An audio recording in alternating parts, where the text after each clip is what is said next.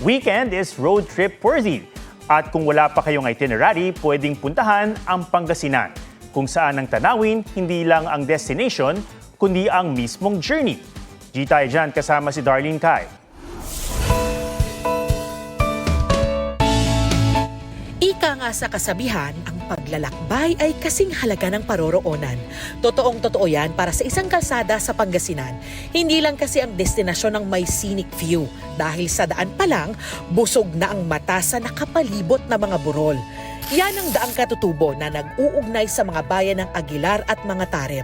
Daang Katutubo dahil ang mahigit 24 na kilometrong kalsada, pinagturugtong ang mga lupain ng mga katutubong Kankanaey, Bago at Ibaloy. Sa pinakamataas na punto ng daan, mga 600 meters above sea level. Ramdam ang simoy ng hangin at tanaw ang nakalululang ganda ng paligid. Para sa mga nakadaan na rito, hindi lang daw kalsada ang Daang Katutubo, kung hindi, isang paanyaya para huminto sandali, huminga at pahalagahan ang bawat tanawin. Darlene Kai, nagbabalita para sa GMA Integrated News.